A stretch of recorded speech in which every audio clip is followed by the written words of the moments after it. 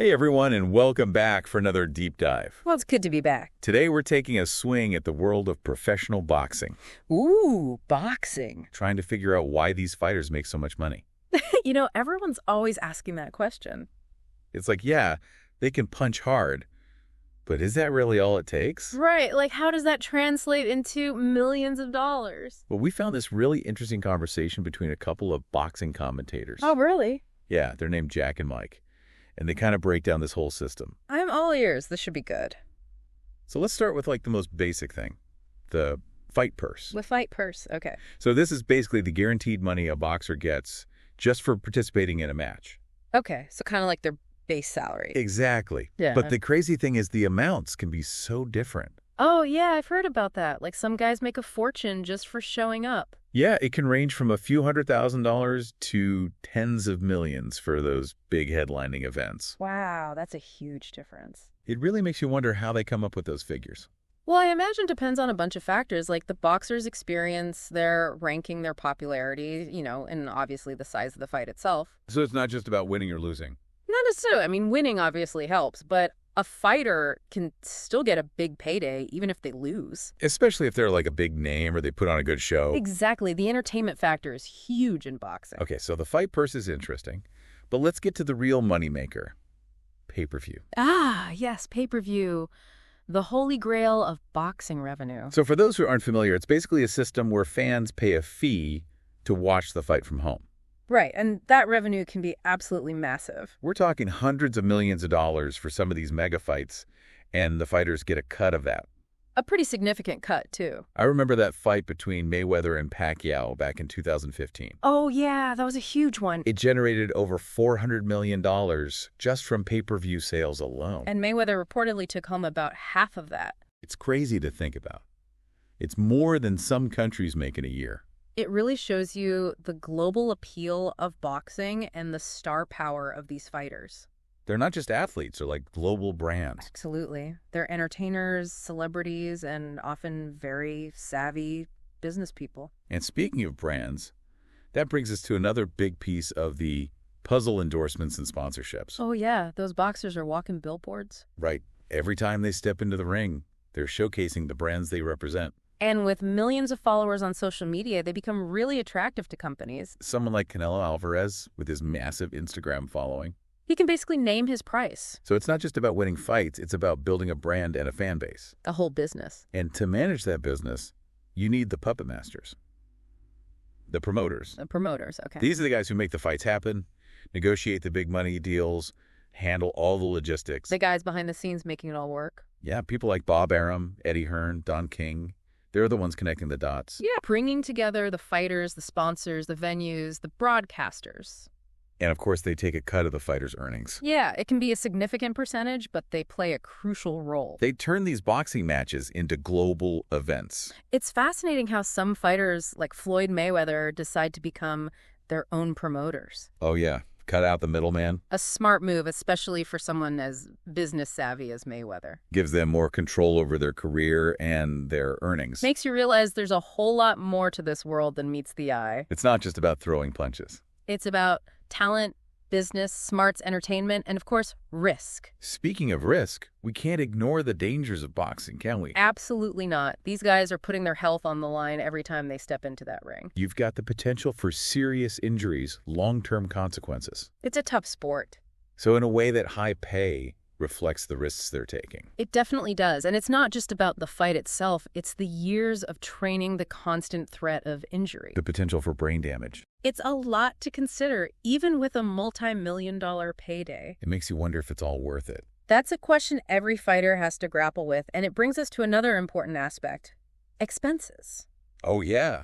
Expenses? It's easy to forget about the overhead, Right. Like trainers, coaches, nutritionists, managers, they all need to get paid. Exactly. And for boxers just starting out, those expenses can really eat into their earnings. They don't just show up, fight, and walk away with a pile of cash. There's a whole support system behind them, and that costs money. It's a reminder that the road to success in boxing is long and expensive.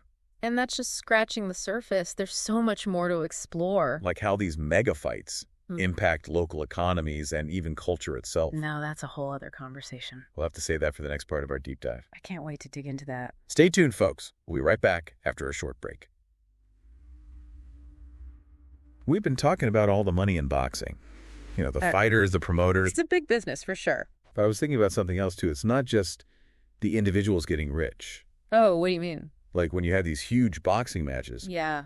it brings in a ton of money to the city where it's held.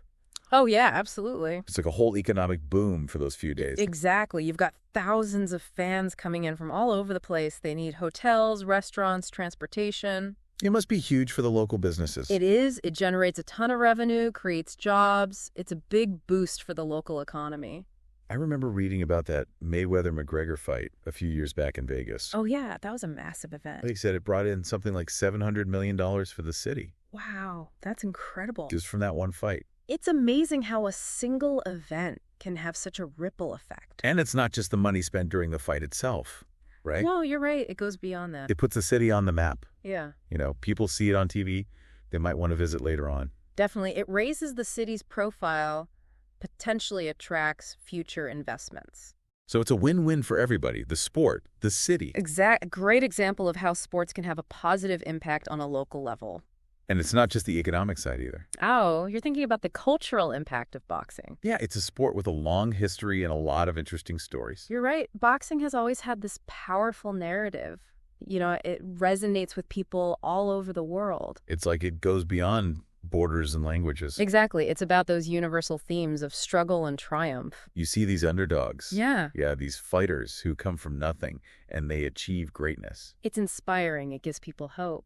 And then you have the iconic figures like Muhammad Ali, Mike Tyson. Oh, yeah. Legends. Their stories are about so much more than just winning fights. It's about resilience, about breaking barriers, about the human spirit. It's interesting how boxing gyms, even at the local level, Yeah, they often become like community centers. that's true. They bring people together from all walks of life. You've got people training together, supporting each other. It creates a real sense of community. And that's something you don't always see in other sports. It's a unique aspect of boxing, for sure. So, you know, we tend to think of boxing as this brutal, violent sport. Yeah, that's the stereotype. But there's this whole other side to it. It's about personal growth, discipline, self-improvement.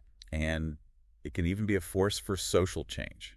Absolutely. It's a much more complex and fascinating sport than people give it credit for. It's not just about two guys punching each other in a ring. It's about the stories, the personalities, the dreams, the risks. And the impact it has on so many levels. It's about the human experience at its core. And you know, that brings us back to something we talked about earlier. What's that? How these big boxing events impact local economies and culture.